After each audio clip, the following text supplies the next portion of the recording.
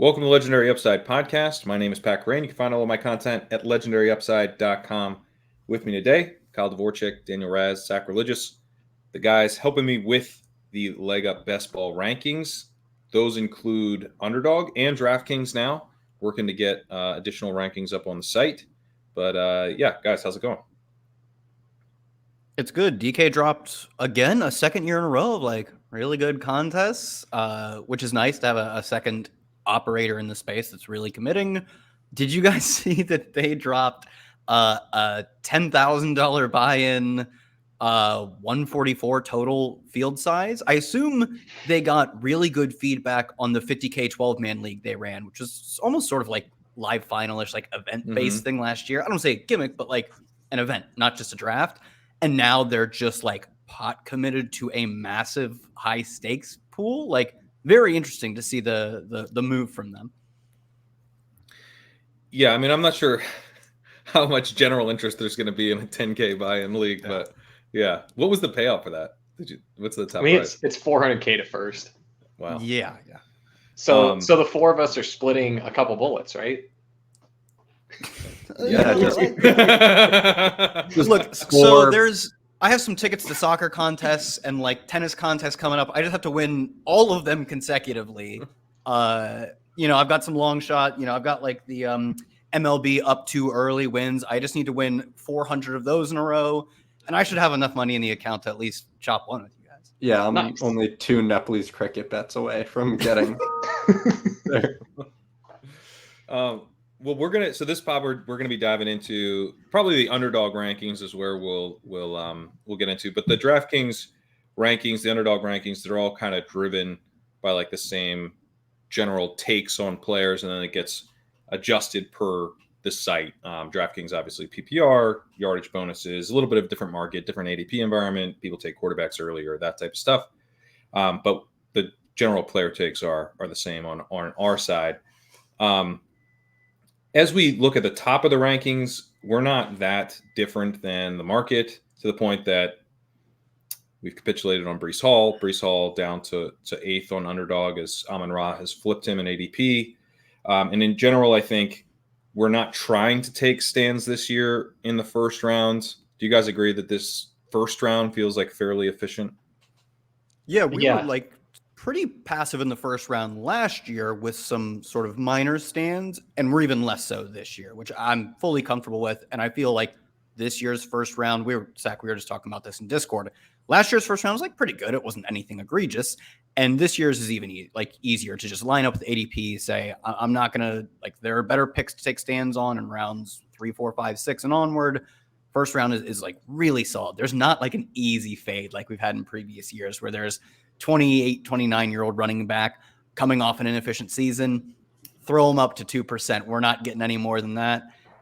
There's nothing like super easy to just write off. So I doubt I'll have any stands, and it doesn't look like our rankings well. Yeah, and even then we do want to caution against like hindsight bias. Oh, of course, Eckler, the guy that flopped last year, was the easy fade when like I think we were slightly underweight, but I don't want to be. I think we were pretty underweight Eckler.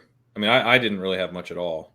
Yeah, I think we were always like 2 or 3 picks behind ADP. Not anything crazy, but in the first round, you're always going to have someone ranked ahead of him, unless he falls absurdly, which doesn't happen very often. So we were behind. We were a good bit behind on that. Yeah, we were. Yeah. This year, it seems that besides CMC, everyone's on their rookie contract, and generally these young players are ones we hate fading, especially early. And I think generally, like, it's also site dependent. Like, the reason that Bryce is at 8 is truly because that's where he goes on underdog, and I don't want to not have Amon-Ra or Bijan. But on DraftKings, Bryce is going ahead of Bijan, and so he's ahead of Bijan in the rankings. That's just the way. Like, I really do feel comfortable letting the market kind of decide within this group. Not always in the first round, as we mentioned, but this group is a bunch of targets. The way I'm looking at it, so I would like to be pretty close to even on all of them. The second rounds, and I've seen some discourse on Twitter. People are not loving the second round drafts right now, and I agree. Like, it doesn't feel that great. Marvin Harrison's up to 13 in ADP. That we're in line with that. Drake London's up to 15. We're actually a little ahead. I don't love Drake London at this price, but what are you supposed to what are we supposed to do in the second round right now? It does feel a little tough. I mean, part of why the second round, and this isn't just a this year thing, every year people talk about, oh, the second round is so gross. I feel like you hear it every single year. And part of the reason for that is just the nature of how production gets distributed in fantasy football. Like, you've got this small echelon of elite producers, and those are your first rounders. And every once in a while, you get a small enough cohort of those guys that even the back of the first round starts to get pretty gross. This year, I feel like we're pretty fortunate. It's pretty much all the way through the first round are pretty elite guys. And of course, there's tiers within the first round, but it's just the nature of how players produce, where when you get to the second round, the difference between a first round player and a second round player is one of the largest differences from round to round, or it is the largest difference from round to round over the course of the entire draft. So it's going to feel that way. That's the nature of the game that we play. Well, and especially if the first round's efficient, to your point, there's only so many good players. So the only way, or one of the only ways for the second round to be really strong is if the first round is weirdly inefficient. Yeah. Every year, every draft cycle, NFL draft cycle, you hear 10 different reports of so-and-so team only has 20 players with a first round grade. And every year you hear that, I think well, then your first round grade doesn't mean what the words first round mean. Yet then I go into our fantasy draft, I'm there's 6 first round players in the first round this year. Even though this year's probably not the case. This year it actually makes sense. There are probably 12 good first round picks. I think there's 12 first rounders this year. Yep. Yeah. We are in a good year. I was doing some scouting for us. I only gave out 2 second round grades, so I think that's where the issue is this year. That is shallow, true. Yeah. This year's a shallow class. It's top heavy. There's not a lot of depth in the class. There's a lot of third rounders. I don't think the second round's so bad, but there's just a bunch of guys who I'd rather take in the third, and you start taking them at pick 15. If we could get Isaiah Pacheco, Rashad White, and some of these dustier running backs into the second round, and then just allow all these receivers to fall back in nice prices, that would be nice. But say Levy, the market seems to be catching on. These young productive receivers are probably players we should be chasing, especially after the massive tier drop at the 1-2 turn. That's a good segue to the running backs, where Jonathan Taylor we weren't in on in the big board. He survives the draft. Not that he was going to get hit with, Jonathan Brooks or something, but they didn't draft anybody. And so that's nice. They add A.D. Mitchell. This offense is going to be putting up points, I think. We obviously like Anthony Richardson. And so this is just it's also to the point where there's sort of, as the other running backs kind of start to move up later on in the draft, and we kind of get more certainty about the running back situation in general, I just get to a point where do we want to fade Jonathan Taylor in a decent enough setup all summer? And the answer is no to me. So we're in line with the market on Jonathan Taylor now. De'Von Achane, who we really like, obviously gets hit with Jalen Wright. That kind of hurts his outlook a little bit. I'm still pretty excited about Achane, but it makes it more shaky to some extent. Saquon Barkley, we're still pretty bearish on. And then Kyren Williams, the Blake Corn pick, it definitely makes me nervous. So he drops quite a bit. And his ADP is down as well. But this is kind of after you get past these first 4 running backs, none of these running backs are slam dunks. And I think that's another reason the second round feels a little weak.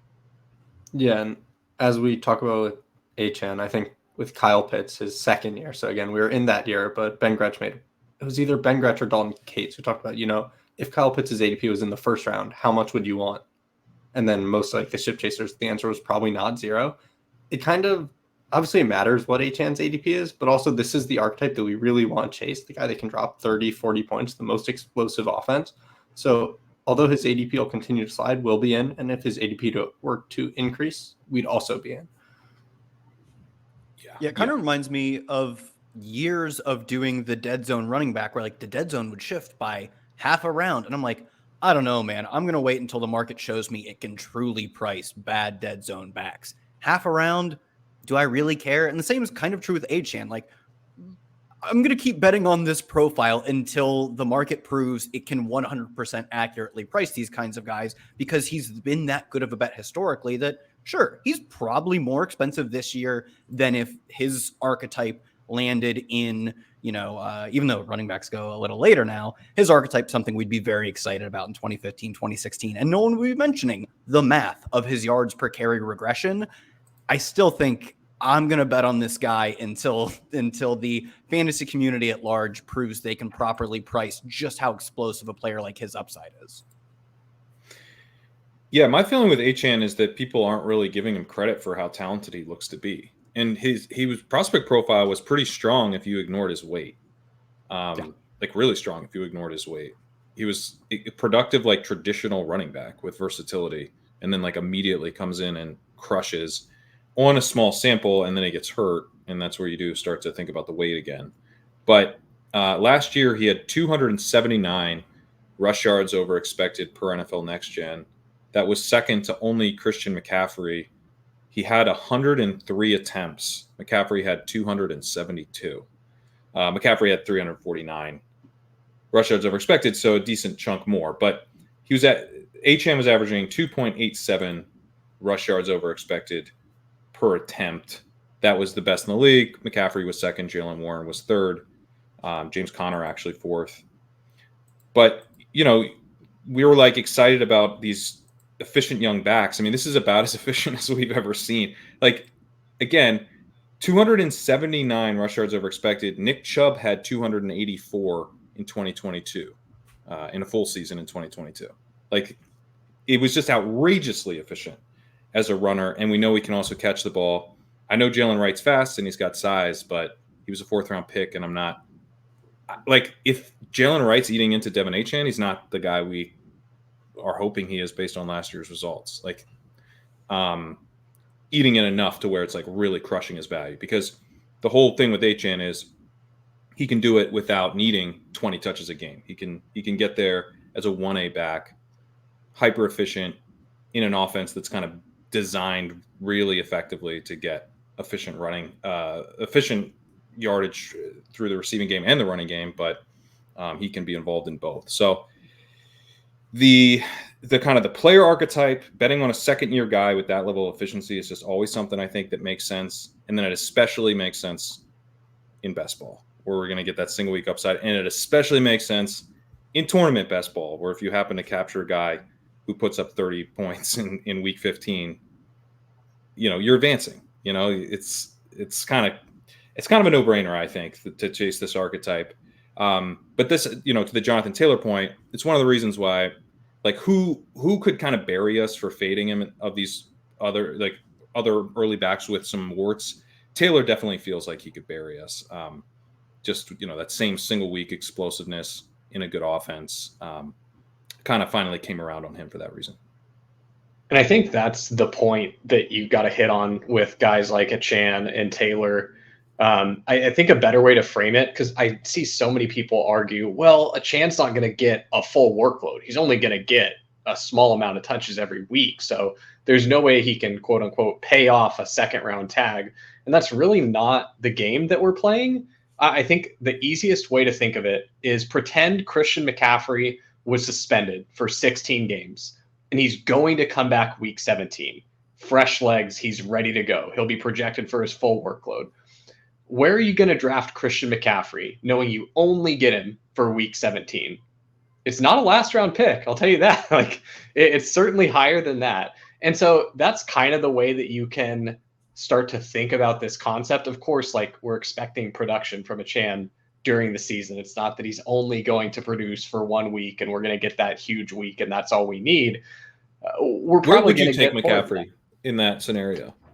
I'm totally lost with the analysis of how this relates to Achane, because the moment you propose this hypothetical, I'm like, dang, that is a good question. And we're all just thinking about where we actually take him. I'm thinking it's probably like your 7th or 8th round, right? You take him before most of the running backs. You take him like after wide receivers are done, but before most of the running backs, because it's week 17 now and you have the best projected player on the slate. Like, if people forget, week 17 is all that matters. Yeah, my early inclination was closer to like 10, 11 round, so I don't know. That was my, kind of, because that's where you start to feel like I can get by without these guys contributing that much. But I think round 9, where you're almost betting on like a contingent play, but it's you know what's happening. You know what I mean? You know the contingent play is occurring. It's McCaffrey in week 17. Yeah, it gives you an idea for something to test. So I think it might be. I mean, that's a really good example. We're talking about him in the first 10 rounds. If you assume he gives you one good game, it's the most important one, but it's one. But that's I think it's probably closer to around 7 or 8 with what Zach is saying. But importantly, just if you were told CMC has just week 17, you probably want to be overweight CMC relative to the field. Like, obviously, you got to be price conscious. But if CMC was you're already thinking about his ADP in this completely made up scenario, and I think you're right. What if we spun up rankings for this format? Do you think we could do that quickly? I love this.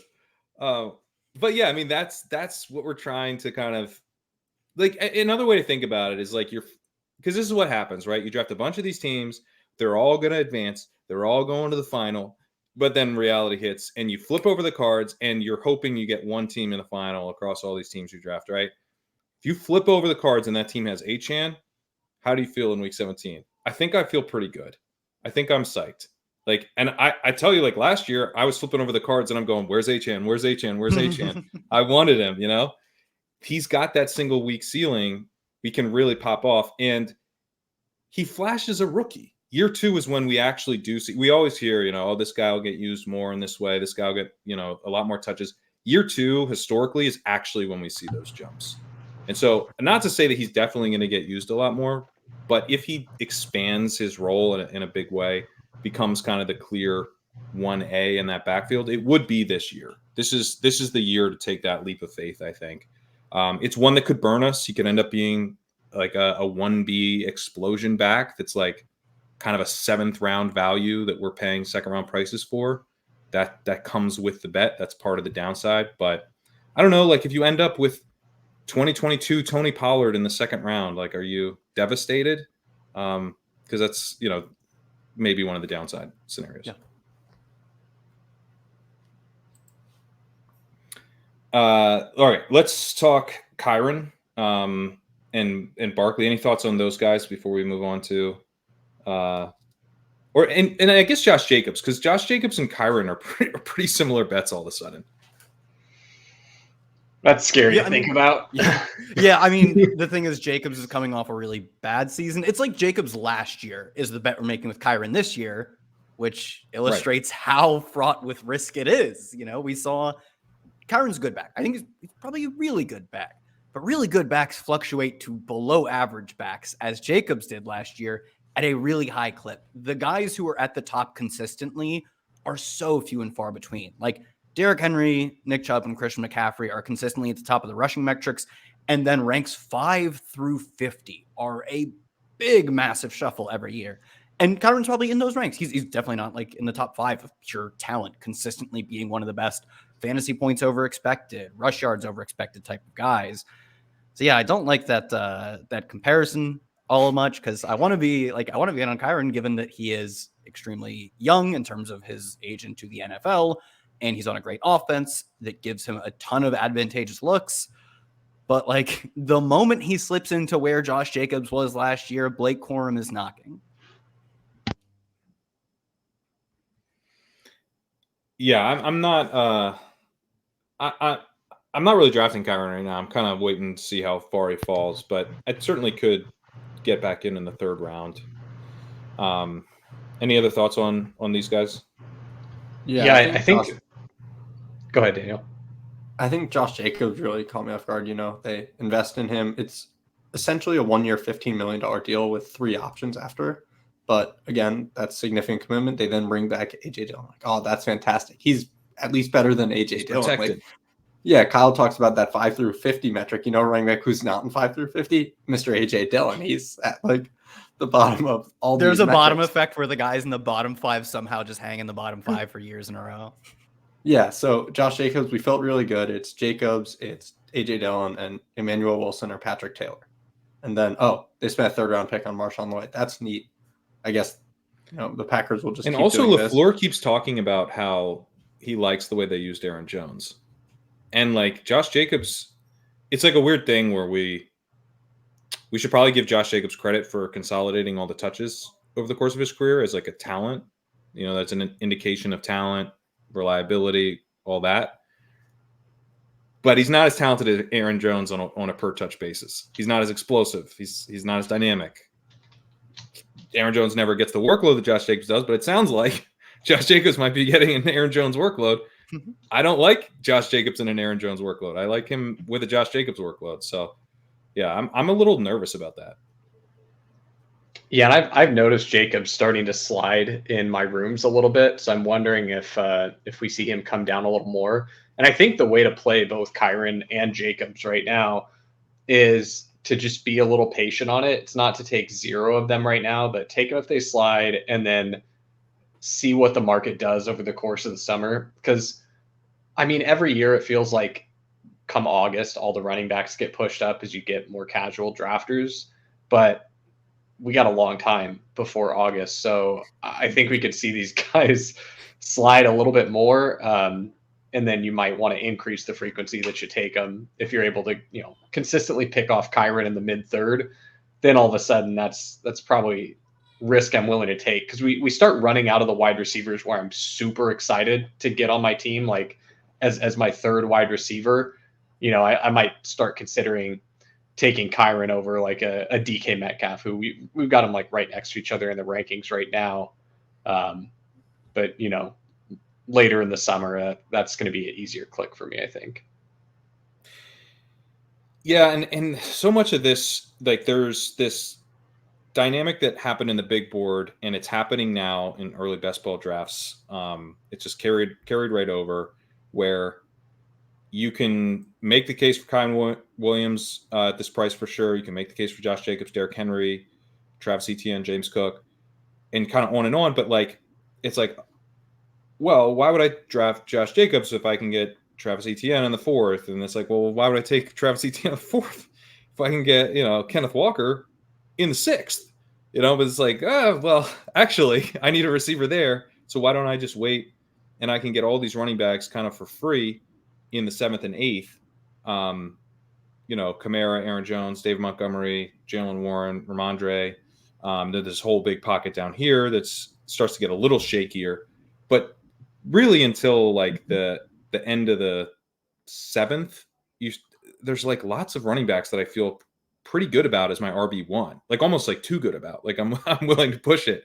And it just makes it harder. And Jacob Sanderson had a good tweet. He was talking about, I don't have a pull up, leave me a sec, but he was like saying like basically projection isn't enough of an argument for taking the running backs over the receiver. Here it is. Why is wide receiver X going ahead of running back X in Best Ball Mania? The running back projects better is an argument that sounds good until you play it out to the natural conclusion of Josh Allen being drafted 101. Our job is to build the best teams over 18 rounds, not the highest projecting player 18 times.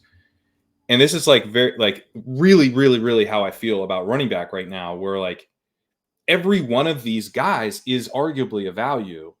But until the market stops being priced like this, with them all just kind of evenly distributed and sprinkled throughout these rounds, then it's hard not to just kind of wait until a really good value kind of slaps you in the face and you end up taking Joe Mixon in the 6th or whatever it is.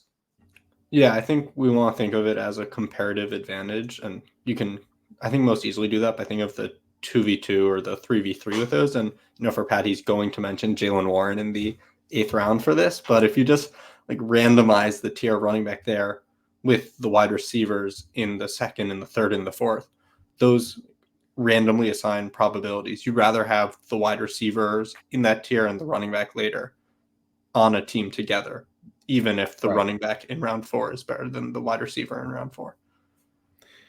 And I think it makes guys like Rachaad White, who now has a little bit of a shakier path to doing what he did last year, now that they drafted Bucky Irving, like any of these guys who you feel a little shaky about, I get like really nervous about. Like Travis Etienne, good prospect, really strong year 2 years ago, sneaky and efficient as a rusher last year. That's enough. I'm like, I don't like that. So I don't know. Are there any of these guys? Derrick Henry is probably the biggest one that we have a fade on in the early rounds. I get how Derrick Henry could have an awesome season. It's also tough for me to pass on some of these wide receivers when I know that that's what's going to dry up and there's going to be It's easy for me to see how Joe Mixon has a very similar season to Derrick Henry. Joe Mixon available like 15 picks later. So any of these guys like that really jump out to you in kind of this, it's not even really the dead zone anymore. It's like this strange pocket of the draft where the running backs actually feel like decent picks, but it's hard to actually click.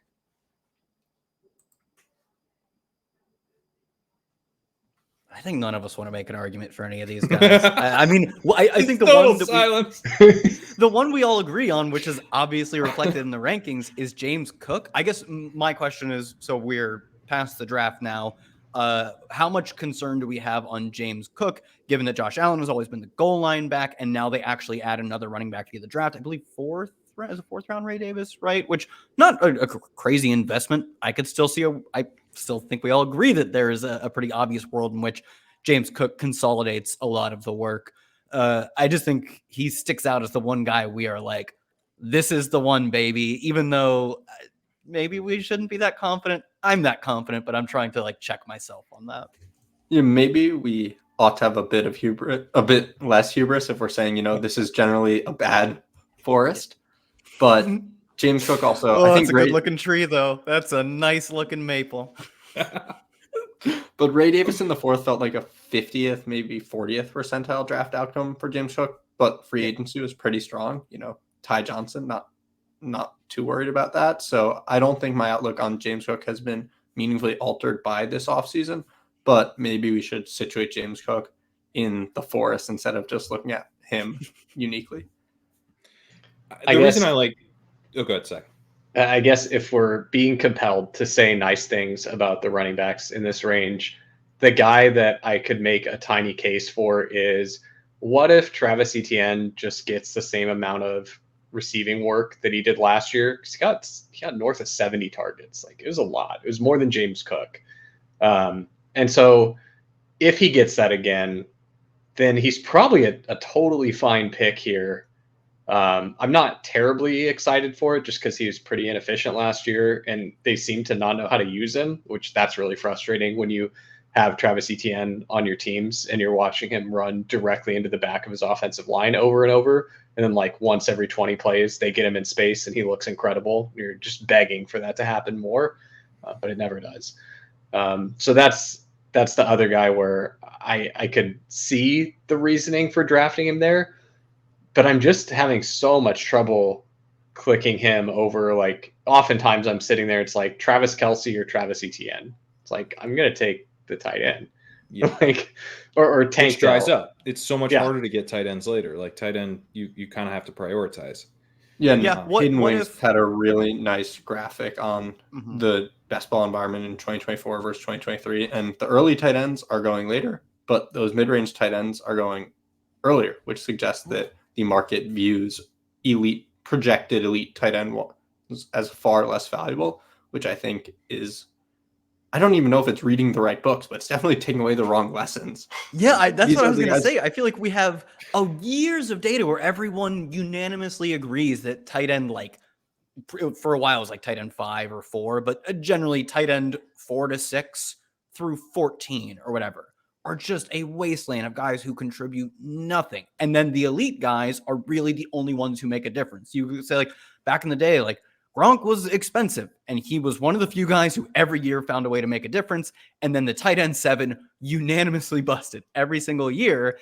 And, like, I guess last year was a bit of a deviation from that. We got some of our best seasons from, like, out of nowhere Sam LaPorta, and second half of the season Trey McBride was unreal. So, like, yeah, I guess last year was a departure from that, but like one season of a departure in which the elite guys weren't terrible. It wasn't like Travis Kelce hit a cliff or whatever. And then we saw that if he maybe hit a regular season cliff, he's still Travis Kelce. Yeah, he's still Travis playoffs. Kelce. Kittle gave us explosive games, just maybe not enough for what you paid for him. Like last year got hurt.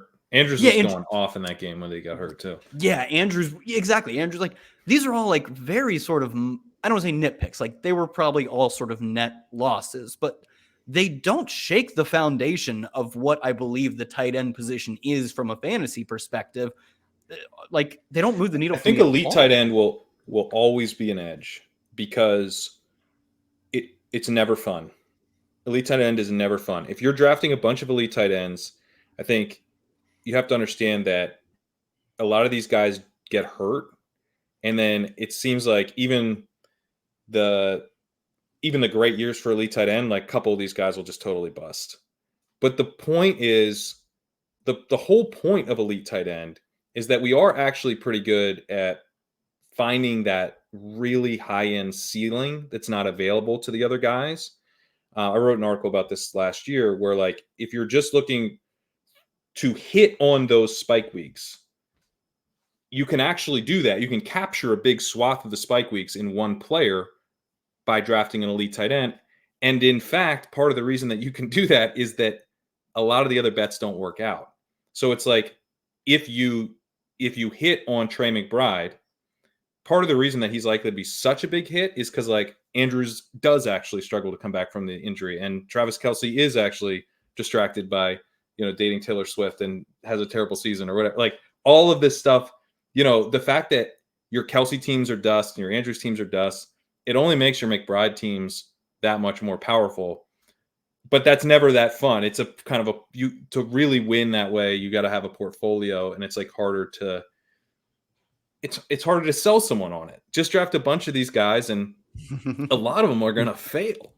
That's never that great. I always think it's going to be an edge, though, because if you can get that tight end spike week in week 15, 16, 17, especially 17, it's such a hammer. It can win you the whole thing, and it can get you there in the first place.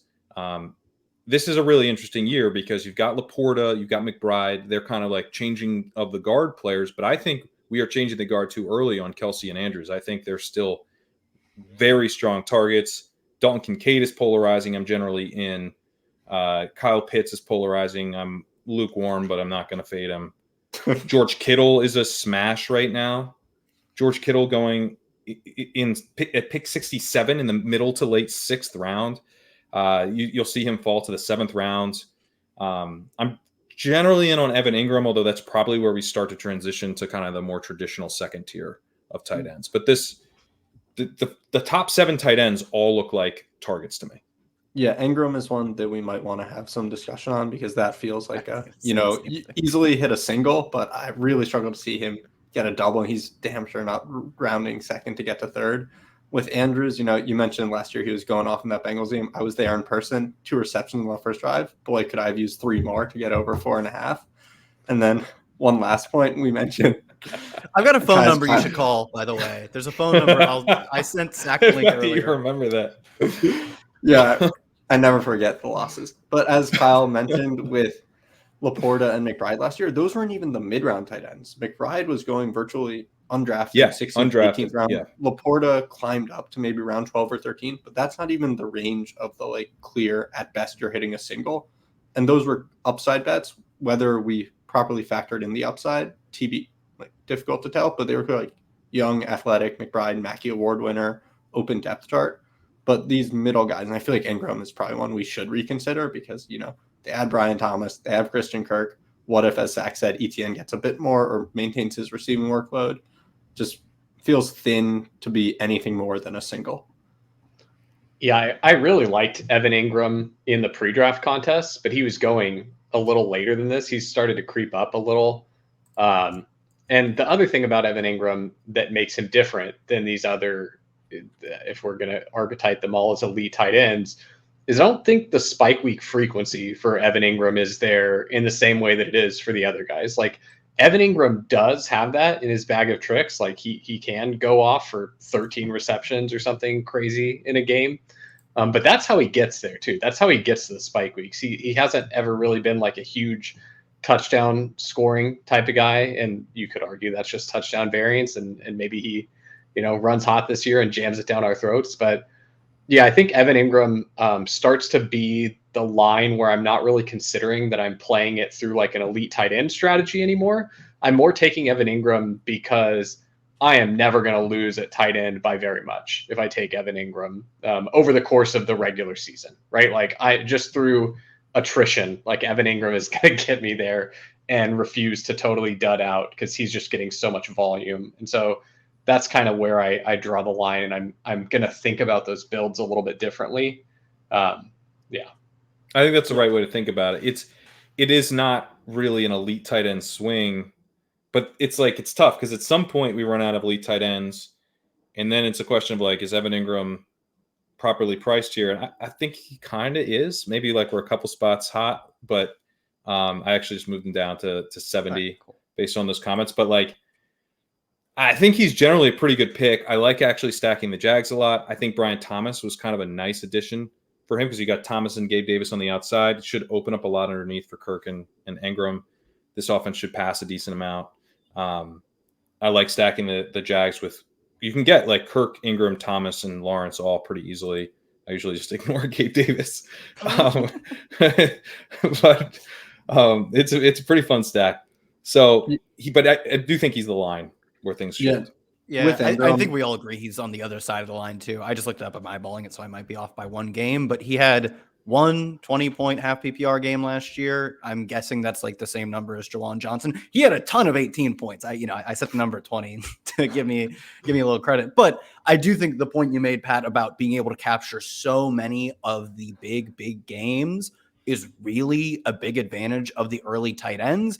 And it's one that he definitely doesn't have. He captures a lot of the good games, a lot of the tight end 4 games, a lot of the tight end 6 games, more than his share at tight end 8 probably. He probably has more 15-point games in a season than George Kittle and probably than Kyle Pitts. But does he give you the home run on the season or in a given week? No, so I still don't mind. Yeah. I also like taking Jags, so I don't mind having him ahead of ADP. 6 spots seems a little rich. Yeah, I mean, there's probably no metric that he doesn't look better than Kyle Pitts, so that's something we have to consider. Like median projection, Ingram's going to protect 1 to 2 more catches. Think about target depth. Come on. I think so. If you're making the case for Engram and then Ferguson and Njoku, Goedert, that kind of next tier, I think there's actually a pretty strong case for those guys because it gets so bad after that. Hawkinson, obviously with the injury, we've been fading and we're continuing to fade Hawkinson. Rookie quarterback, not the rookie quarterback we wanted. And potentially that's going to impact volume. Certainly will impact efficiency compared to Kirk Cousins this year. Obviously target competition and everything. So you take Hawkinson and you make him a much worse bet. Cole Kmet got worse with Rome Odunze getting out of there. Dalton Schultz got worse when they traded for Diggs. Pat Freiermuth's in an Arthur Smith offense. Cade Otton is the third target for Baker Mayfield. Luke Musgrave might not ultimately be the starter. And then you get down to like Juwan Johnson, Jonner Smith, Hunter Henry, Tyler Conklin. These are already 18th round type of tight ends who were taking, 15th, 16th round because we ran out of guys to take. A lot of so last year we had Durham Smythe on the Dolphins is kind of like not actually a tight end, right? You could draft Durham Smythe. I certainly did, mostly on DraftKings, but he just wasn't really even a tight end. I think the Chargers might be that team as well. Like they're going to have Disley, they're going to have Parham. So there's not like going to be like there's not a player that we can actually draft as a starter on a team there. You worry about Carolina being a team like that. New York. That's a great one. Bellinger and Theo Johnson. Yeah. We're assuming Waller retires. Noah Fant. I know, Sack, you're a little bit more into him, but he's been kind of that guy where he's not really out there enough. Cincinnati, we've got Mike Gesicki, I guess is draftable, but I certainly want to be stacking the Bengals there if I'm taking a shot on him. Washington, we don't know how they're going to split. That could be a Sanat Ertz split. That's a lot of teams that could just be kind of like without the position. And so it strikes me as like a huge shift from last year where you had all these incoming rookies and, some interesting dart throw bets down late. Not all of this worked out. I was drafting some Jelani Woods and stuff. But by the way, that's another team that doesn't really have a tight end. But some of them did, like Trey McBride. This year, it feels kind of barren. I mean, I'm taking some Sanat. You could talk me into Fant, I guess, on our new coaching staff. but I generally want to be done at tight end like way earlier than last year. Yeah, I think this is a spot where the training camp process, OTAs, and even preseason to a degree will give us more info on like, oh, Noah Fant's backups did not play a snap with the starters. I haven't heard a peep from them in training camp. He becomes draftable as we acquire information. But I agree that last year I felt like we kind of knew already a few of those spots.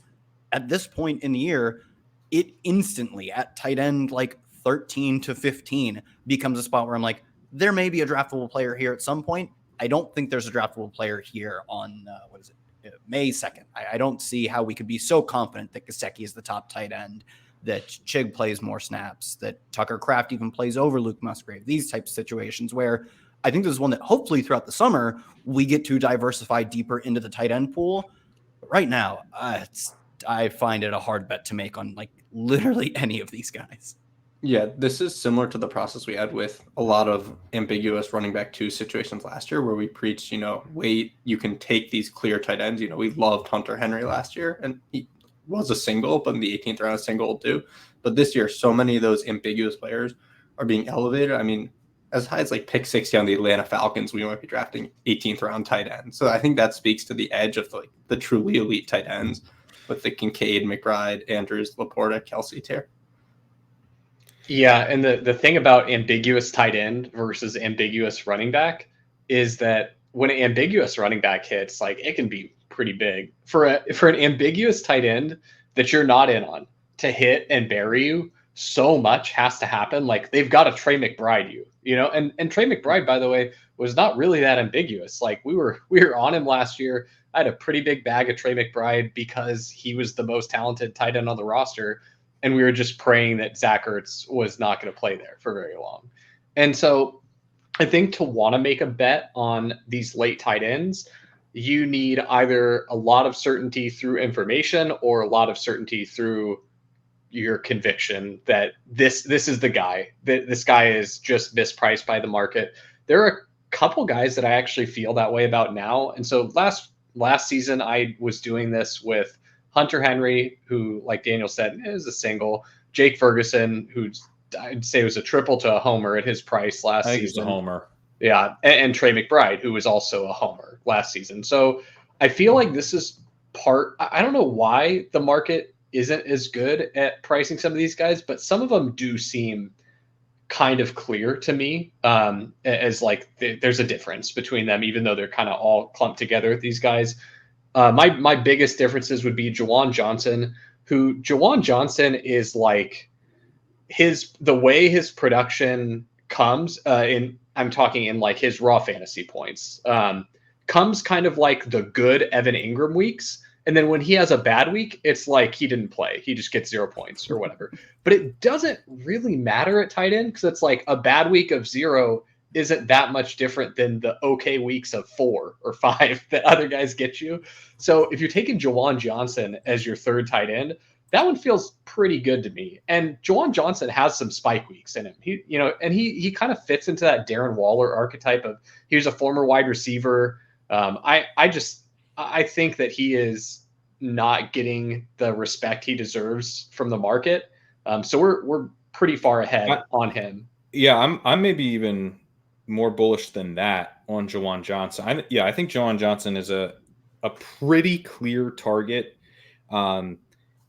Jimmy Graham last year had 7 targets. He had 4 touchdowns. Jimmy Graham's not on the Saints anymore. So I'm not saying like Jimmy Graham's a massive dude who came in specifically for that. It's not like you just add +4 to Juwan Johnson's touchdown total. But it is nice that he doesn't have like a literal goal line tight end blocking him anymore for some of those opportunities. So if you have a little bit more of that touchdown upside, which is so important for tight end. I mean, like if you get a touchdown from a tight end in the late rounds, like boom, he hits your lineup. Like he's in your lineup. So, Juwan Johnson just getting a little bit more of that is nice. You also have an offense where like they didn't really add a wide receiver to replace Michael Thomas. And I think an important piece of that offense and really not getting challenged at all for routes. So it's kind of an archetype of player that I think more fits with this group above. Kind of like after Dalton Schultz, you could talk me into him being the next tight end off the board. Like you could talk me into Juwan Johnson ahead of Cole Kmet at this point. I would listen. Okay, well now you're getting too bullish on Juwan Johnson because he was a guy that I was trying to get like 30% of. So we need to dial it back just a little bit, please. Leave some meat on the bone. To wrap up the late tight ends that I've been trying to hit a little bit. You better more. say all of mine. Don't hide anyone from the people. I am. That's what I'm doing. I'm being earnest. So like Noah Fant is another one that's pretty clear to me. And so the reason for Noah Fant is that you've got all this competition cleared out. It's pretty much just him on the roster as far as tight end is concerned. And he is the anti Jake Ferguson corollary from last season, where I got on Jake Ferguson because I was like, the Cowboys are running the exact same offensive system they ran last season. And that for a million years, the Cowboys have always had a tight end be really involved as like the safety valve for the quarterback. And so someone on the roster has to do this job. I took the vast majority of those dart throws at Jake Ferguson, and then I sprinkled a little bit in on Peyton Hendershot, and I didn't really do any Schoonmaker because he looked more like a fullback or H-back to me. But so Noah Fant is that in that historically the Seahawks had this monster, 3 tight end committee where none of them were going to be fantasy relevant. But now it's just Noah Fant. And so that one is pretty interesting to me. Like he seems a lot more likely than say Chigakonkwo or Michael Mayer, who has, legitimately one of the best tight end prospects of all time competing with him, or Tucker Kraft, who has competition from a guy taken in his same draft. He's a backup tight end really. With an earlier pick. Yeah. Or Dawson Knox, who's competing, all of those guys have way clearer barriers than Noah Fant does. So Noah Fant, Juwan Johnson, those are 2 of my favorite late guys. And then the last one, this one is like a different tier than those 2. Those 2 are like pretty clear targets. If the market refuses to move, I'll be over 30% on both of them, and I'll sleep like a baby. Like those are fantastic bets. This one is one where I don't want to be that overweight, but it's still, to me, different enough that it's worth throwing some darts, and it's Mike Gesicki. And so there's like a little Venn diagram overlap between Mike Gesicki and Noah Fant, and it's that both of them were freak athletes. Both of them fit that like, hey, these are receiving tight ends. These guys aren't out here to do like all of the dirty work.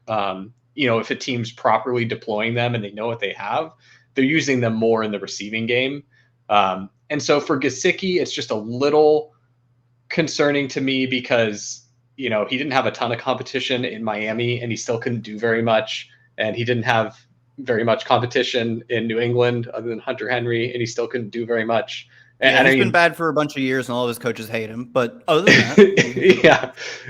But again, now he's in Cincinnati with no competition, and he kind of shares that archetype with Noah Fant, where these guys are elite athletes, like they should be able to do something. Noah Fant, I'm just way more optimistic on because I feel like there have been systemic barriers stopping Noah Fant, where I think there have been potential talent deficiencies stopping Mike Gesicki. Yeah, I'm glad we're touching on Noah Fant because I have at least 4 years worth of tweets tweeting out, this is our year. And I think, the GTA meme, heck, here we go again. But Noah Fant got almost as much money per year as Cole Kmet, 10.5 for Fant versus 12.5 for Kmet. Fant has far less significant target competition, I would say. I think that's fair. And he goes significantly later. Fant's basically a free pick, and you have to spend meaningful capital on Cole Kmet.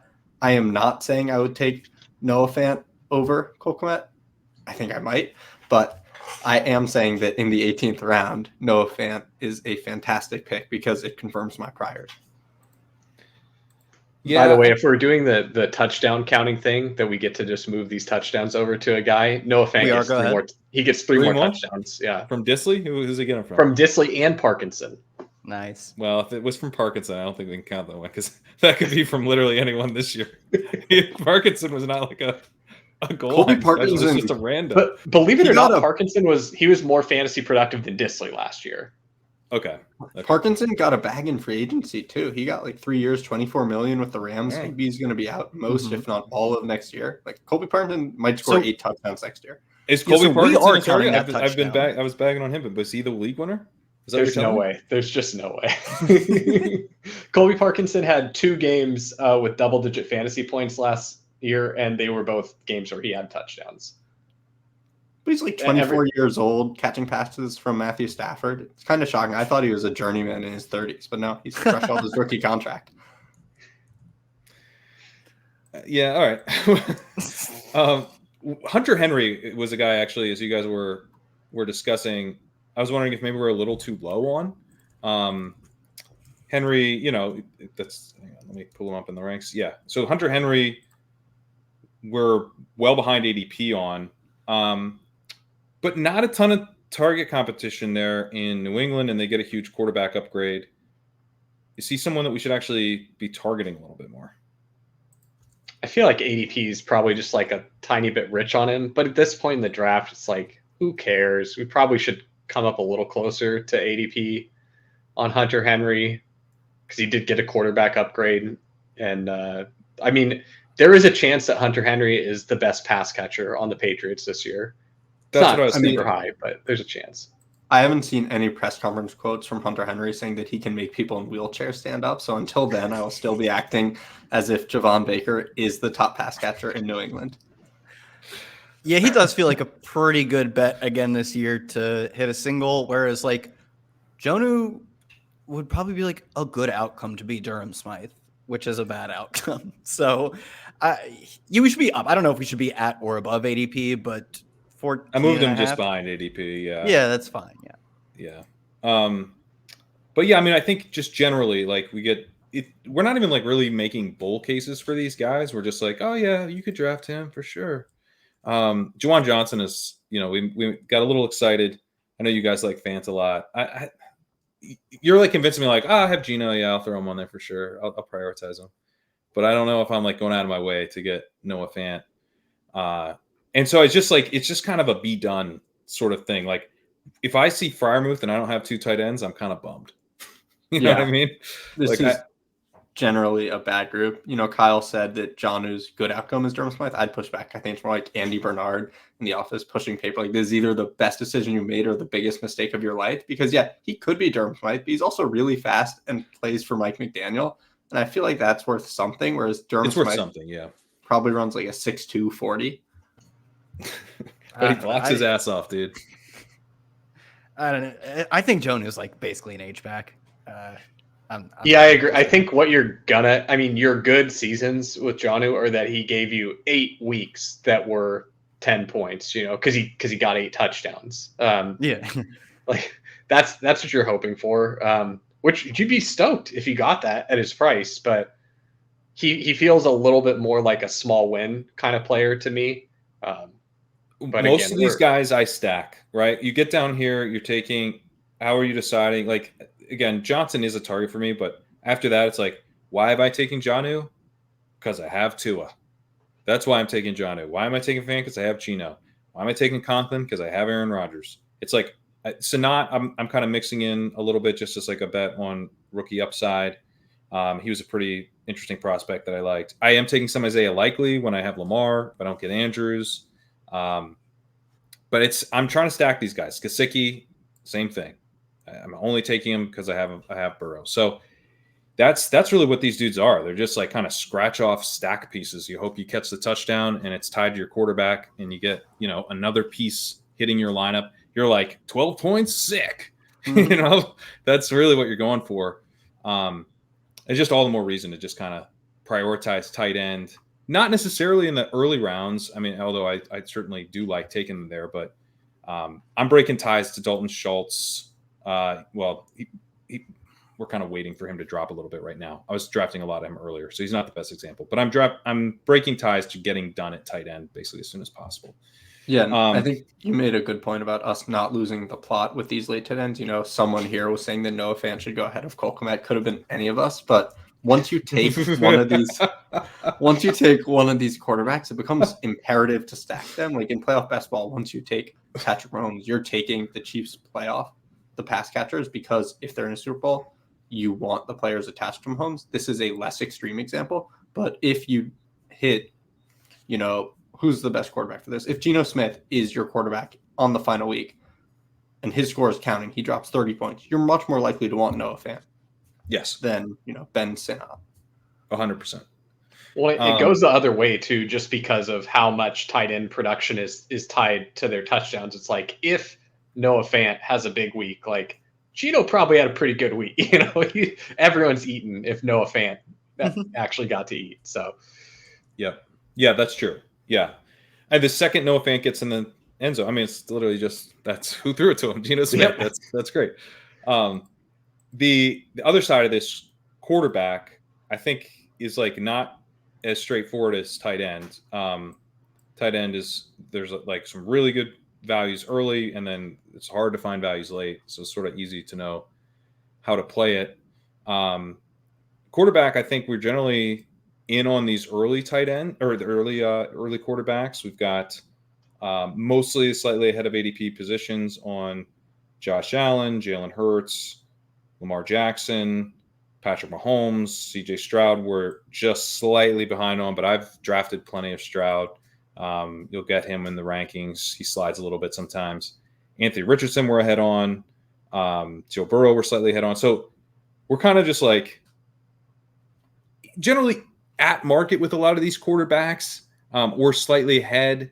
Kyler Murray and Jordan Love are the first guys we have like little baby fades on. But I'm kind of just letting the draft come to me at quarterback, I guess. I'm not really forcing the quarterback all that much. You kind of have to a little bit if you want Josh Allen. You got to take him naked and then figure it out from there.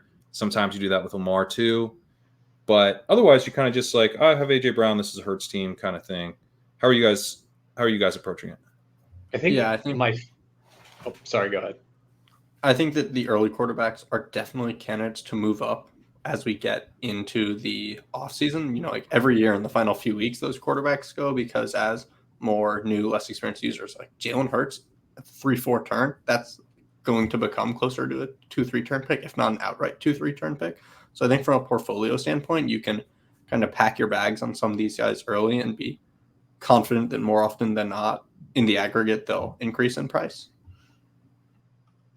I think the other thing that I like to do with quarterback is in the letting the draft come to me vein. I'm looking at all of my options that I have available at quarterback to stack. Like if I've left the first 3 rounds and I've got, AJ Brown, I've got Jalen Waddle, and I've got Mike Evans. Now I know that those are my 3 quarterback options that I can pair them with, each of those quarterbacks. And I'm just kind of either putting those guys in my queue or making a mental note, like these are the sections of the draft or the area on the draft board where I can get a quarterback. And so as you go through the draft, you'll have 5, 6, 7 different quarterback options that you can really target.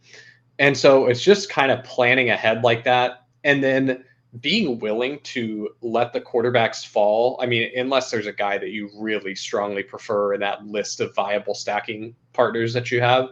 But just being willing to let the quarterbacks fall past ADP, especially if there is a skill position player there that you want. I'm pretty much always taking a good skill position player there over a quarterback if I've got an abundance of stacking options remaining.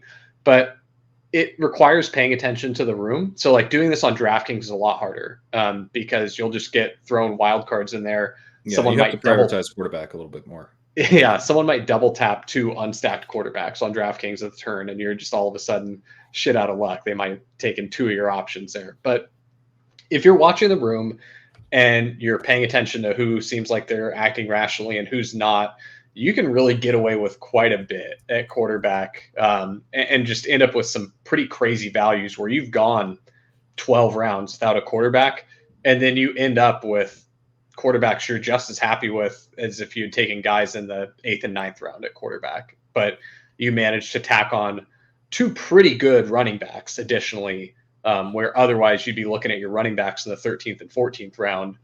But instead you kind of got to play the 2v2 of I'm just going to be patient on my quarterbacks. I could take one of Cousins or Goff or Stafford or Rodgers, and you just wait and you take the last two of that group. Really, as far as like timing, the way I do it is if I need 2 quarterbacks still on my team, I probably will start pushing the button if there's only like 4 viable options left. And that includes like backstacking targets too. If there ever get to be 3 options remaining, my next pick is a quarterback. If I need 2 more quarterbacks, there's only 3 remaining. I don't really care. I'm just taking a quarterback there, even if it has to be a reach, because I'm just trying to not get boxed out. So it's more of like evaluating the positional scarcity than anything else at quarterback and being willing to just push the position that way.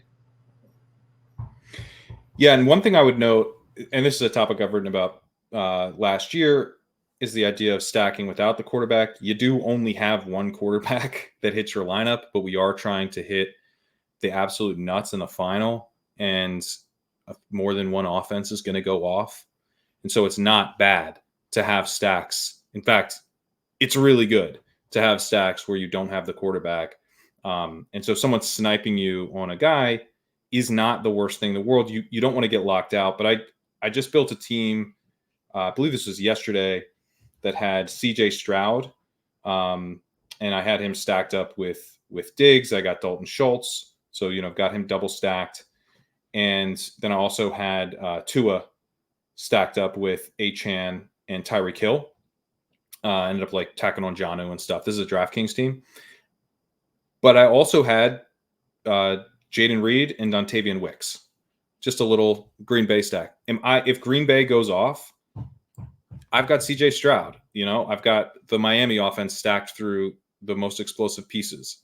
Like, I'm not necessarily hurting because I don't have Jordan Love, and Jordan Love goes ahead of Tua. So I was able to get, I don't have the draft board up, but I'm able to get a stronger skill position player by just not prioritizing Love and going and getting Tua. You don't want to get locked out. You want to feel like you've got 2 strong or 3 strong options at quarterback, depending on how much draft capital you spent. But you don't need to feel like, oh, okay, I've got this double stack set up. I've got to get the quarterback. If I have A.J. Brown and Devontae Smith, I probably want Jalen Hurts. But, most of the time, you can kind of push it a little bit at quarterback. And in the best case scenario, you end up with a team that's better than the team you would have had if you had prioritized taking the quarterback to complete your initial stacks, because you end up with 3 or 4 different team stacks. Did you think about drafting Robert Woods in the 18th with those Texans or no? You know what? I drafted Noah Brown. This is DraftKings, baby. 20 rounds. I threw him on. I didn't get Nico or Tank Dell, so a little contingent value there. You thought you were kidding, but but I did it. I did it, dude. All right, let's get back on track. Anything else, like late round? So another thing about the early round tight ends, and Daniel, I really like your point of these prices are going to rise on the early guys. In the big board, it turns out not quite as much as I thought. I thought we had this escape hatch of Drake Maye. Now, I still think Drake Maye could be someone who pays off, but it's much thinner. Like, how many games is he going to start? Right. I think he's going to start the back half of the season, but if he misses Brissett starts the season, he doesn't play till like week 7 or something. That's a pretty big problem in best ball. And so I think we want to cool off, and we have significantly in the rankings on Drake Maye. Jaden Daniels is going to kind of keep moving up, I think. He's definitely in kind of an escape hatch right now. If you don't have like any quarterback upside, he's definitely a target. But really after this group, kind of with Goff, that's like not last call, but it's kind of the red light is on. It's time to wrap up, and then it's kind of like this last group here, and then it gets really shaky. You're starting to take the Geno Smith, Drake Maye, Will Levis, Derek Carr, not exciting. Like, these are guys you really want to be the third quarterback you're taking. If they're the second quarterback you're taking, it feels pretty gross. So I think that's probably more reason to try to take the elite quarterbacks too, because in that sense, it is kind of like tight end, where the late round options don't, the truly late round options don't feel super enticing. Yeah, and I know you mentioned it elsewhere, but Daniel Jones is another especially risky one. They signed Drew Lock 1 year, $5 million, and Jones has the same injury offsets that Russell Wilson had last year. And if the Giants are out of the picture, I believe Dan Duggan of The Athletic said it would be likely, if not guaranteed, but very likely for Jones to not be playing, because if the Giants aren't playing competitive football with Daniel Jones this year, they sure as heck would not like to be paying Daniel Jones to have another year of non-competitive football. And I believe it's $23 million guaranteed. Yeah, I've mentioned it elsewhere because you told me. That's how I know this. But yeah, $23 million to have Daniel Jones on the roster in 2025, or not that. And I think the Giants pick not that. In the same vein as Juwan Johnson, honestly, it's these three quarterbacks down here: the Derek Carr, JJ McCarthy, Bryce Young. And I talked about this last year as well, but quarterbacks that are super, super low price like this and have the vast majority of their weapons really, really low price, like Bryce Young is probably the best candidate for this year. If we get word that Drake Maye is going to start from week 1, then he's my favorite candidate for this. Mm-hmm. But stacking up these super bargain basement offenses where you're just praying that the market mispriced them is a really easy way to find yourself with a super team. In some modeling stuff that I did, this is the way that you increase the volatility the most for your projected points from weeks 1 through 14 is stacking up really cheap quarterbacks.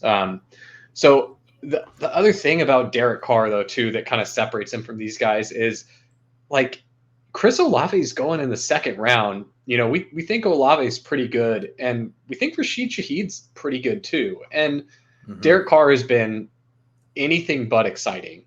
But if this guy runs even just a little bit hot on touchdowns, I think he probably just smashes being QB 26 and this draft price. Like, he becomes much more useful to your teams than what you're paying for him. I mean, he threw, I think, 25 touchdowns last year.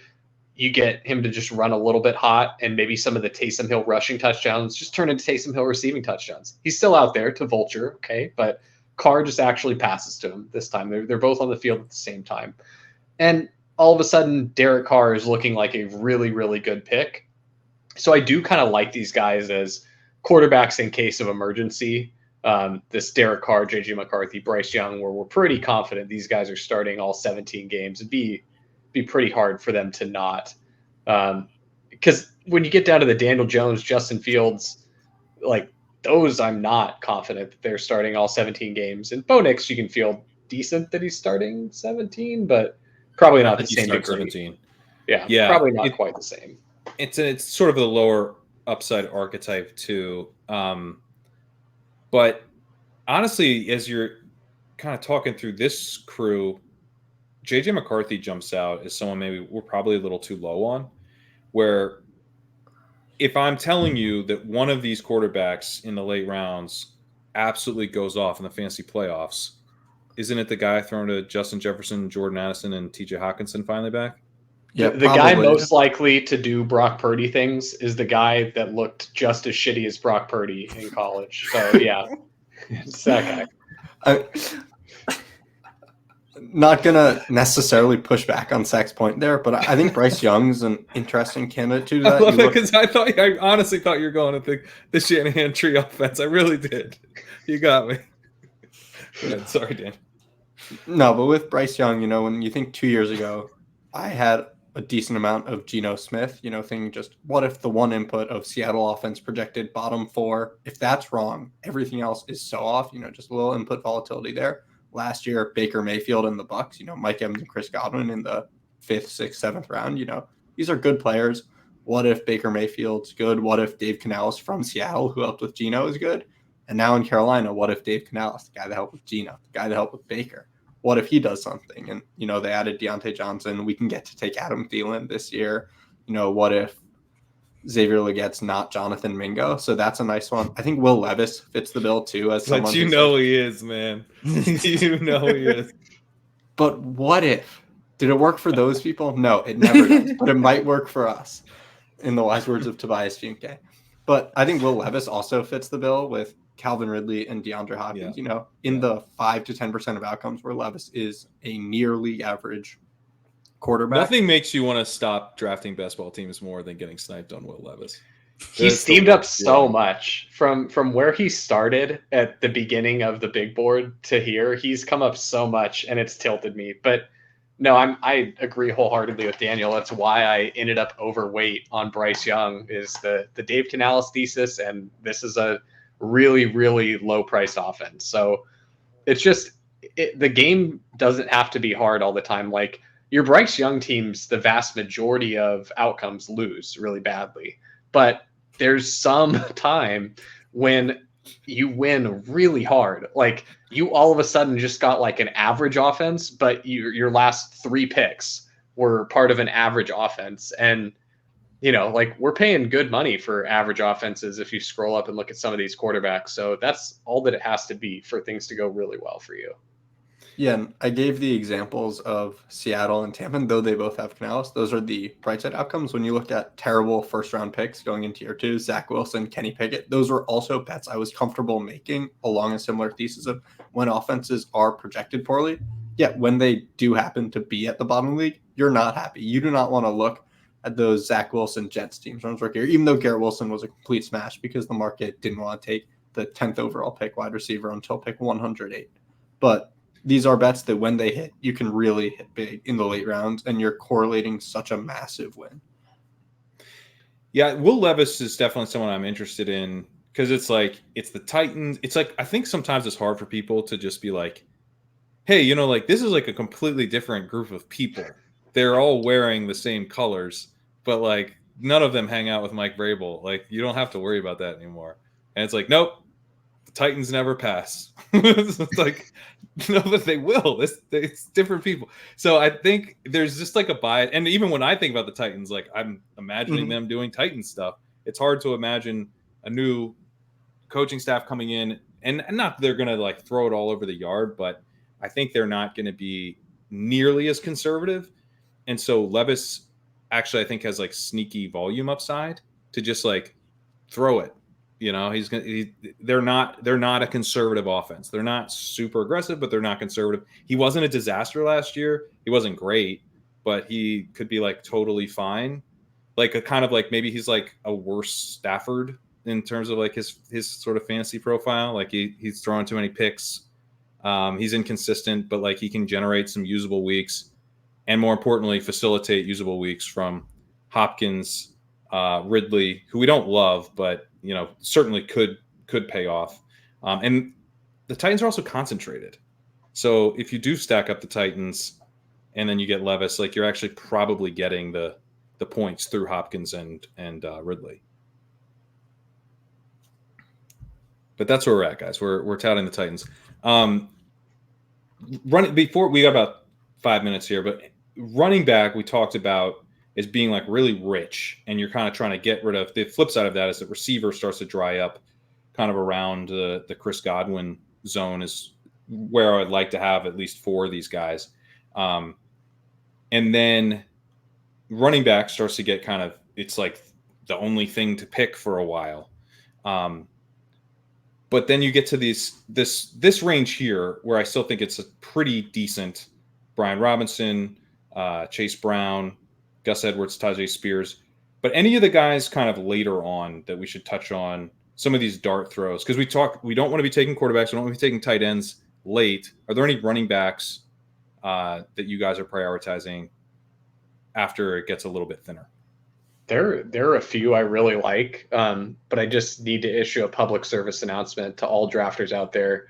Seek help about Kamani Vidal. There's no reason that Kamani Vidal should get steamed up as hard as we've been steaming him up. Like, I mean, okay, Kamani Vidal and Khalil Herbert have the same ADP.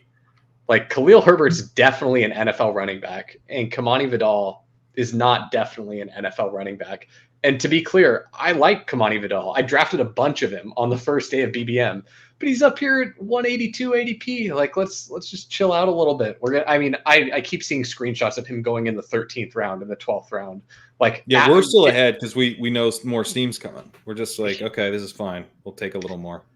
But yeah, that seems a little crazy to me, just how much he's getting steamed up. Like, in the rooms where you have people that are in the know on Kamani Vidal, he goes in like the 13th and 14th round, which is just pretty absurd to me.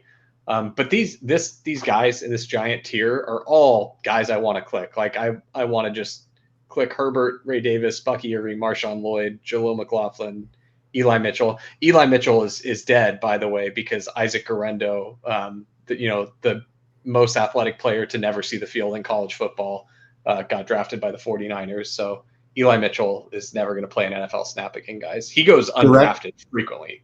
Guerendo's also wearing number 49, which is an instant fail on the vibes check. That's not a running back number. Yeah, it's Sky Moore level disastrous. I don't know, if he puts on like 20 more pounds, he can rock 49. He could be maybe as a middle linebacker. Yeah. I was gonna say he could just be a fullback, man. Let him. He's athletic enough that he still runs a 4.5 if he puts on 20 pounds. Let him block his little heart out. But why are we saying that like Elijah Mitchell is so deceased now as a market? We shouldn't. Like 6-year career backup, backed up Jawar Jordan in his final season, who went like 7th, 6th round of the Texans. Backed up Garrett Groshek, Pittsburgh Maulers fame. That's I was literally just about to say that if you ever click Isaac Guerrero, you are obligated to take Jawar Jordan because he has a better path to touches than Isaac Guerrero does. But also, I straight up ran laps around him in college.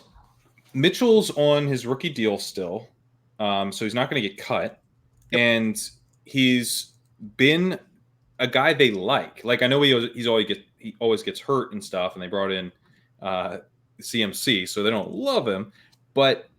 What was it? With Jordan Mason last year, one of the beat writers was like, what would it take for Jordan Mason to be the RB2? And Shanahan was like, Christian McCaffrey or Eli Mitchell would have to get hurt. You understand he's running back 3 on the depth chart, right? I think Shanahan and that beat writer may have not have the best relationship based on that response. But the Jordan Mason thing, Mason has kind of flashed, it's kind of been intriguing, and it's like, no, go away. Mitchell's the number 2. I think they trust Mitchell in that number 2 role. He's definitely gotten shakier. I thought he was like locked in number 2. He's gotten way shakier for sure. But I'm still treating him as probably the number 2 there. Any wide receivers that you guys like super late? Oh, we can throw one more running back in because we adjusted the rankings right before the show. Tyrone Tracy. Imagine if Kamani Vidal was just as good of a pick but wasn't going to get as much steam would be the TLDR. He is the same profile of probably can do everything, I'd imagine. He wasn't doing it on volume. He was doing it on efficiency after changing from wide receiver to running back. But he's big, catches passes, was good between the tackles last year, and he's on a really weak depth chart. But he just does not seem at all like he's going to catch the Vidal steam. So just once Vidal moves up anymore, just pivot to Tracy. And then we'll find another pivot in a month anyways. That's Tracy's, a receiving back, but he's 209 pounds. So it's kind of in that, honestly, sort of Devin Singletary thing where maybe he gets on the field to sort of be on for those downs. Singletary more of a blocker, but maybe he kind of moves into more of a role over time. Similar to Jalen Warren as well, where he's big enough. He's not huge, but he's big enough. I like Tracy a lot. I think he's a pretty clear target. This guy doesn't need any more steam, but for these early drafts, I've been hitting quite a bit of Zamir White just because we moved him way up in our rankings, just anticipating the steam. And so on my teams where I don't get Zamir White here, just to kind of hedge how aggressively I'm taking him, I think, and usually I don't like doing this, saying if running back A on the team fails, running back B is going to have such a strong negative correlation to him that it's automatically going to be a win. I think that's a pretty dangerous logical fallacy that a lot of people fall into. But I do think that because of the state of the depth chart for Las Vegas, Dylan Laube is in a pretty strong position where if we're really upset about the Zamir White price that we paid around pick 80 or so where he's going right now, you've got a decent chance that Dylan Laube is actually pretty exciting at pick 211. So I do like mixing him in on teams where I didn't take Zamir White, since I'm pretty aggressively targeting him right now. We may be fine moving Zamir White down just a tiny bit because the steam came a little slower than. I mean, I know it's only a couple days since the tournament release, but I thought he was going to hit the same kind of rise as like a Xavier Worthy, and he did rise pretty aggressively. Started at, I believe, pick 101, so he's up like 20 spots now. 16 spots. So that's just probably one we keep an eye on, because I don't. Yeah, we might want to move him down a little bit if that seems not fully materializing. I don't love Zamir White. No, like I want to take David Montgomery over him in a vacuum. I'm pretty concerned that I'm going to end up with 0 Zamir White if I'm doing that. But Sack, you've said about all these players you've taken a lot in drafts. It's less than 120 hours since day 3 of the draft. I know it might be a HIPAA violation, but how many drafts have you done? I think I'm like in the low 30s. Okay, that's. But yeah, that's sick. But that's certainly a number. I mean, I'm trying to get down BBM. I'm saving for the. Oh, not release, BBM. No. Okay. I got 12 BBMs and then some DKs and some of the schnauzers and all that other stuff. Got it. Oh, I didn't really even realize that was out. Yeah, I'm been doing a little bit more DK. I never enjoy the DK drafts as much. So if I'm like feeling like drafting, I'll just do a DK when I'm like, it's one I probably wouldn't have done otherwise. All right, Kyle's got to jump. Let's close out with like a few wide receiver picks here before we finalize the pod. Thanks, Kyle. And yeah, late round wide receivers that jump out. I'm having trouble finding much upside here. I've taken a lot like of Greg Dortch. That's sort of I've taken some Devontae Walker, Malik Washington. Demarcus Robinson jumps out to me. Should be. Yeah. 3 wide receiver sets, Matthew Stafford, contingent value, limited sample, and age isn't ideal, but he was really strong to end last year. Yeah, he was. And I think he would fit with kind of like if you got a stack going, keep building it out, and he definitely fits that. But there's not a ton of these guys that I'm taking like just outright. Dortch is probably the only dude that really jumps out to me where I'm like, yeah, I'm taking Dortch if I just feel like a little weak at wide receiver, I'm taking Dortch. I'll do a little Hyatt as well, and then I'm not quite to this point yet, but I'm getting close to at least one Patriots receiver in every draft, because I think it's pretty truly ambiguous there. Like we're taking Demario Douglas as the first wide receiver, or now Jalen Polk as the first wide receiver, but they go pretty close to each other. But it's like if I told you it's the end of the season and KJ Osborne led the New England Patriots in receiving yards, targets, and touchdowns, would you be that surprised? Like, he's not the betting favorite, but it can happen. And same thing with Kendrick Bourne. I don't know. I think it's worth throwing those guys in there. Kendrick Bourne I feel better about because I think Kendrick Bourne might be something. I think Kendrick Bourne is better than KJ Osborne, most likely. But I just don't want to have that degree of confidence because, like, not only does it need to be true, but like the coaches also need to believe it. We don't know anything about this coaching staff. Like, we don't know if they're rational or not, or like what they like. So I don't know. I'm willing to chuck a bunch of darts up there. And really it's more like a bet that Drake Maye starts in the playoff weeks. And I just get a really fun passer to the other thing about Bourne and KJ Osborne is they're both guys who are like, they could get some of these Drake Maye deep balls, and like all of a sudden they're Tyquan Thorntoning my week 17 lineup. And that's all I needed them for. So I do kind of like mixing those guys in as well. Yeah, to come to KJ Osborne's defense, Kirk Cousins did say that KJ Osborne should have got more receptions and yards last year, but Kirk Cousins was the one throwing him the football. So if your quarterback is saying, yeah, we should have got him the ball more, is that oh, there's a good wide receiver or there's a player that you're just hyping up. But shout out Kirk for hyping up KJ. So one way that I really like the Patriot shout out there because I mentioned kind of stacking with the quarterback. I mean, talk about an offense to do that with. If the concern is, and this is my concern, maybe your concern more about Drake Maye being good, but my concern would be Drake Maye is good, but he doesn't play the whole season and he ends up being a wasted best ball pick.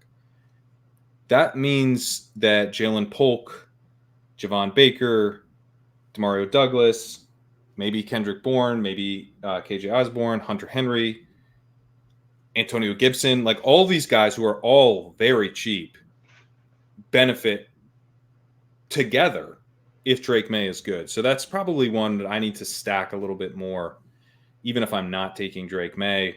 And I think if you start stacking them and you get sniped, I'm looking at a team where I didn't fully commit. I had Jalen Polk, and it's the only Patriot I ended up with. But this is a team where I have Baker Mayfield, Mike Evans, Chris Godwin, and K. Dotton. So that would hurt if I didn't get Mayfield there. But like if you let's say you have Evans and Otten, you get sniped on Mayfield, and you've already set up a Patriots thing as like a kind of get out of jail free card. This was a Lamar team. I'd be okay with that. I'd be okay with Lamar, Drake Maye, and I've got a Buck stack on there too. So again, I think you probably don't want to be setting up Drake Maye stacks as that's plan A, but it does have that added benefit of if you need to break glass in case of emergency on Drake Maye, you can. All right, guys, that'll do it for this episode. We're going to be continuing to work on other ranks, hoping to get drafters ranks up, hoping to get FFPC ranks up. Small operation, so we're kind of, bear with us. We'll be working to get them up here in the next few weeks. But as I mentioned, Underdog, DraftKings, they're up. We're keeping them updated every day. So, upload them to the site. Enjoy your drafts. DraftKings, I don't ever enjoy it quite as much as a Best Ball Mania draft, but it's been fun. I've enjoyed the slightly softer. As long as you take care of quarterback, you can build some really fun teams. So we are doing a deal over at Legendary Upside, $50 Underdog credit for yearly signups. There's a form that you got to fill out on the homepage there. It's perks/Discord right up top. On mobile, you got to click the little 3 lines and it's right there. Perks/Discord, fill out a form so I have your username. You can also email me at legendaryupside@gmail.com. Give me your username after you sign up and get a $50 Underdog credit. But yeah, also doing, if you hadn't heard, $25 credit for renewals. So if you're already signed up, whenever you renew, you'll get a $25 credit. As long as I already have your username from the $50 credit last year, you're good to go. You don't have to do anything else, just renew. But yeah, thanks guys. We'll be back here pretty shortly. I think we're going to try to do some draft streaming in the next couple days. So see you then, and thanks for watching.